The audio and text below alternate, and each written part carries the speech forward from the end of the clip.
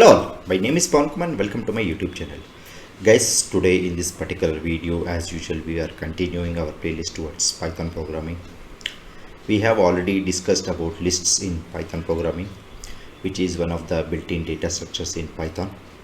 And today we are going to discuss about the second data structures in Python programming, which is known as tuples. Okay.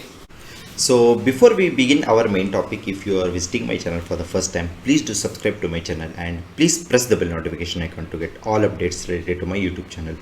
So if you really like this particular video, kindly do hit the like button and kindly do support to my YouTube channel. Okay, so let's begin our journey towards tuples in Python programming. So this is the topic, guys, which we are going to discuss today, which is a Python data structure, that is tuples. So tuples is one of the four built-in data structures in Python programming, along with lists, sets and dictionaries. Okay, so before we understand the tuples, let's try to recall like what we have discussed earlier. We have discussed about the shallow copy, we have discussed about the lists, we have already discussed about the list concatenation, string concatenation and all. Okay, so today we are going to begin the second data structure, which is known as tuples. Okay, so before we understand tuples, let's try to give the definition of tuples. Okay, so in order to understand about tuples in Python programming, so tuples are one of the built-in data structures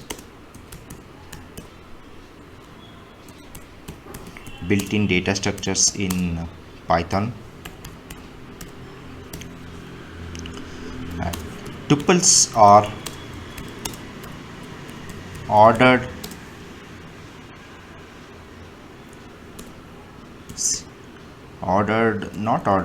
tuples are the collection of ordered sequence of items or the mixed data types. So here you can take it as a mixed items or mixed data types. Tuples are the collection of ordered sequence of mixed items or the mixed data types into a single variable.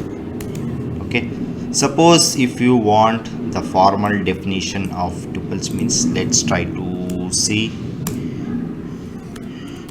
Google tuples in Python. Tuples are used to store multiple items in a single variable, or you can also see like tuples are the core data structures in Python. They let you store an ordered sequence of items. Okay, suppose if you are attending any interview based on Python developer or a software engineer, which basically includes Python as one of the mandatory skills, or if you are attending any interview which is based on data science or data analytics or a machine learning engineer, so the tuples is one of the most important topic which will be asked in an interview.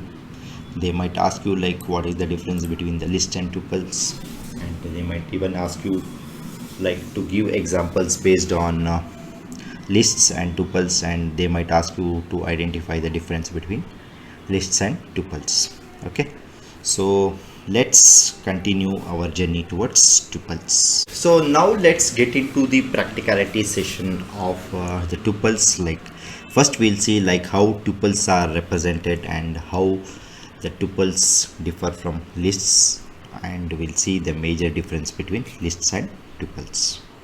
Okay, so first let us take an example to understand how exactly the tuples are. Okay, so the tuples are represented with comma separated values, guys. For example, I have taken 1 comma 2 comma 3 comma 45, then we'll take 67, then we'll take 100. Okay, and let's try to run this particular cell. We'll just tuples representation. Okay, so we'll try to run this particular cell, and now let's try to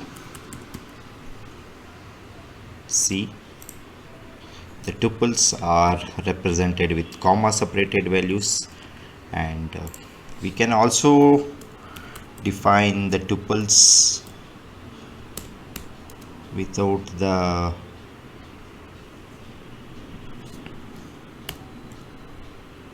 brackets,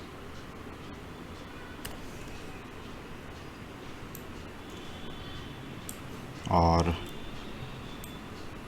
what you say, like whether do we call it as parenthesis.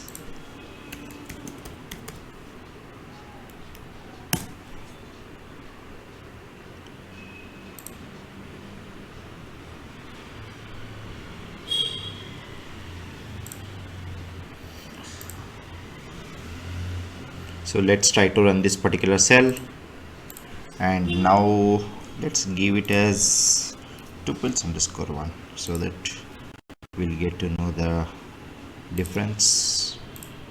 So we'll see. Okay, so suppose if you want to see what type of data structure it is,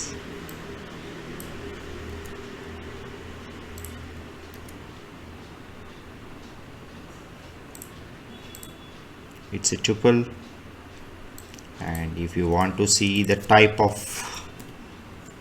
tuples underscore 1, this is also a tuple.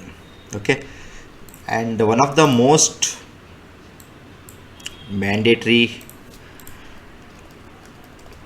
condition or a mandatory criteria in order to represent a tuple is it should have a comma, guys. Tuples underscore 2. Suppose if I give 1 comma 2 comma 3 comma 4, you know that this is a tuple. Okay, suppose if you want to represent only one number, do you think that this is a tuple, guys? Can you guess it whether this is a tuple or whether it's a normal data type? Now let's try to run this cell, and now let's see whether it's a tuple or it's any data structure or it's a data type. So I don't think this is a tuple, so this is a int. Okay, so the major condition or a mandatory condition is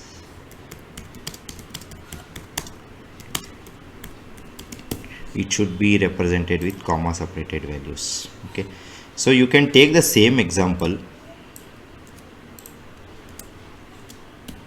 and you have already given it as 1. Okay, so if you want to represent this as a tuple, means you should replace here with comma, then only it will be considered as a tuple, guys. Now if you see,